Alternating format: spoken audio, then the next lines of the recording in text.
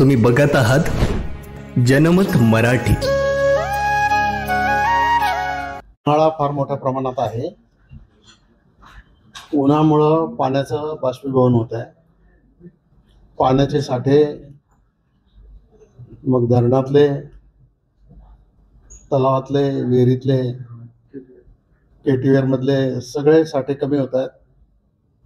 काही ठिकाणी कोरडं ठाक पडलेलं आहे. आणि अशा परिस्थितीत शेतकऱ्यांनी आणि सर्वांनी पाण्याचा वापर हा जपून करावा, अशा प्रकारची विनंती सर्व शेतकऱ्यांना आणि सर्व नागरिकांना करण्यासाठी मी आवाहन करतो आहे, विनंती करतो आहे की पाऊस कधी पडेल, काय पडेल याचा अंदाज अजून आपल्याला नाही. तर त्याच्यासाठी या पाण्याचा विनियोग जपून करावा, एवढी माझी विनंती आहे. पाणी सोडण्याची मागणी होती.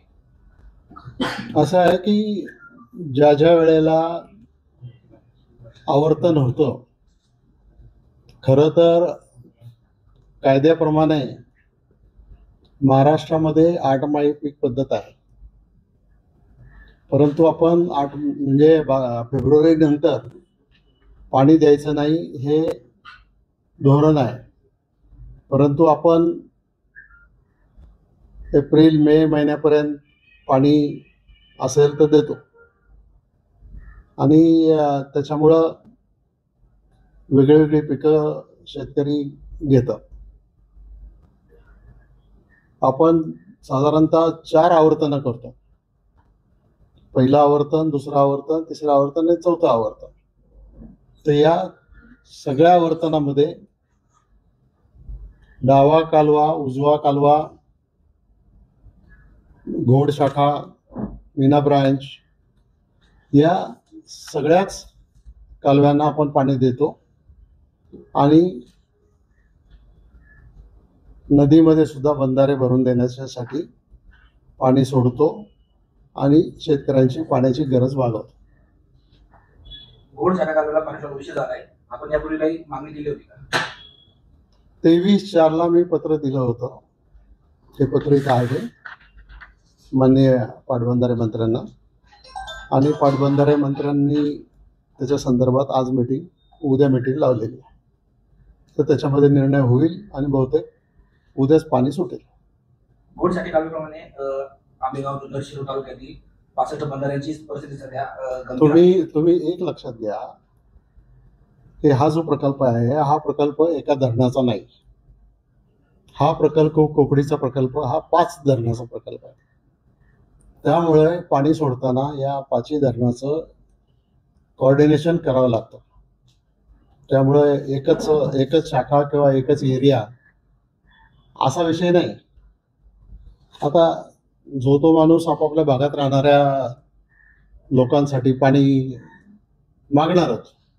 परंतु ज्या वेळेला या सगळ्या कोकणी प्रकल्पाचा एकत्र विचार केला तर जुन्नर, आंबेगाव, शिरूर, पारनेर, श्रीगोंदा, कर्जत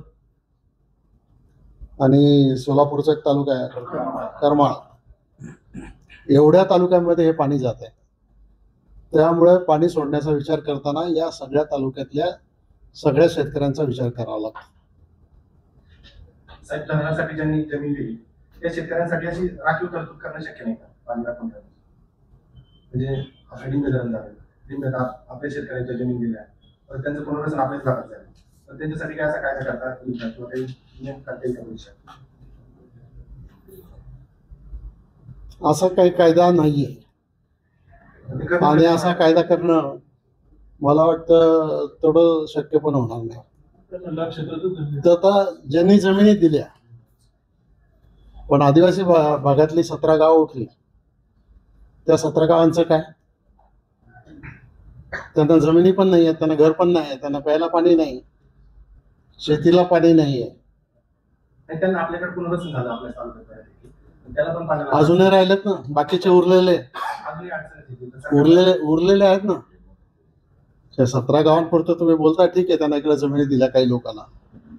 पण त्याच्यापेक्षा ज्यांना अजिबातच पाण्याचा थेंब नाही ते लोक आहेत ना, त्यांच्यासाठी काय करायचं?